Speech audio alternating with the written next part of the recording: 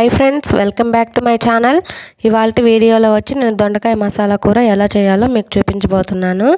ఇంకా వీడియోని లాస్ట్ వరకు చూసి ఒక లైక్ అండ్ సబ్స్క్రైబ్ చేయండి. ముందుగా అయితే నేను ఒక 1/2 కేజీ దొండకాయలు అయితే తీసుకొని వాటిని బాగా శుభ్రం చేసి మొదలు అయితే కట్ చేసి పెట్టుకోవాలి. నెక్స్ట్ వాటికి మధ్యలో అయితే ఘాట్లు అయితే పెట్టుకోవాలన్నమాట. తర్వాత వాటిల్లో కొంచెం ఉప్పు అలాగే పసుపు వేసి కొంచెం బాగా మిక్స్ చేయాలి. అలా ఎందుకు చేసామంటే దాంట్లో ఏమన్నా జిగురు అలాంటివి ఉంటే కొంచెం వాటర్ అంతా అయితే బయట వచ్చేస్తుంది. కొంచెం బాగా ముక్క విరిగిపోకుండా కలపాలన్నమాట. లేకుంటే దొండకాయలు అయితే ముక్కలుగా విరిగిపోతాయి. ఇంకా నెక్స్ట్ వాటిని అలా ఒక 10 మినిట్స్ పక్కన పెట్టుకోవాలి. నెక్స్ట్ మనం మసాలా కోసం ఒక మిక్సీ జార్ తీసుకొని దాంట్లో గ్రౌండ్ నట్స్ అలాగే క్యాష్యూస్, కొంచెం నువ్వులు, కారము, ఉప్పు, తెల్లగడ్డలు వేసి పొడి అయితే చేసి పెట్టుకోవాలి. ఇంకా దాన్ని కానీ నేనైతే ఈ విధంగా చేసి పక్కనైతే పెట్టేసుకున్నాను. నెక్స్ట్ ఒక ప్యాన్ పెట్టి దాంట్లో కొంచెం డీప్ ఫ్రైకి సరిపడా అంత నూనె వేసి నూనె బాగా కాగిన తర్వాత మనం ముందుగా కట్ చేసి పెట్టుకున్నాం కదా దొండకాయలు, వాటిని వేసి ఒక్కొక్కటిగా వేయించుకోవాలి. ఇలా విరిగిపోకుండా చిన్నగా తిప్పుతూ రెండు వైపులా గోల్డెన్ కలర్లో వచ్చేటట్టు వేయించుకోవాలి. నెక్స్ట్ ఏంటంటే యాక్చువల్గా ఈ కర్రీ ఎందుకు చేసుకోవచ్చు అని చెప్తే, కొందరికి వంకాయ తినే వాళ్ళకి అలర్జీస్ అలాంటివి ఉంటాయి కదా, వాళ్ళు గుత్తి వంకాయని చాలా మిస్ అవుతూ ఉంటారు.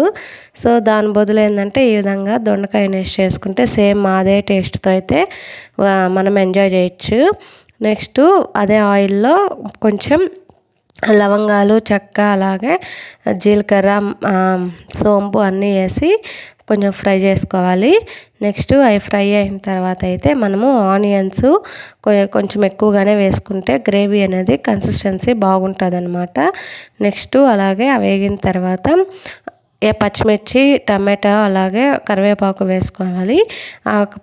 టమాటా కొంచెం మగ్గిన తర్వాత అల్లం వెల్లుల్లి పేస్ట్ వేసుకొని ఇవంతా బాగా కలిసేటట్టు దగ్గరకు వచ్చేటట్టు మగ్గించుకున్న తర్వాత ఇందాక మనం ప్రిపేర్ చేసుకున్న పొడి అయితే వేసుకోవాలి.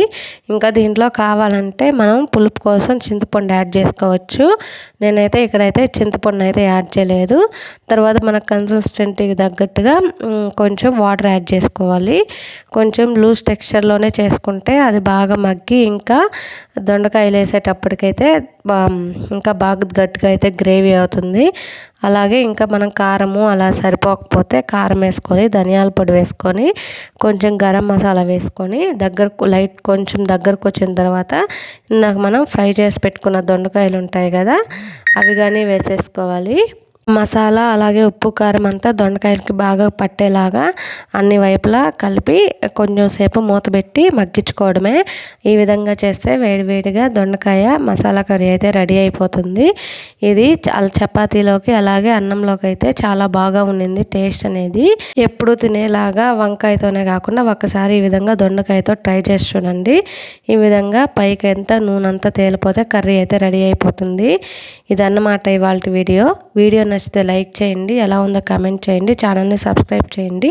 Thank you.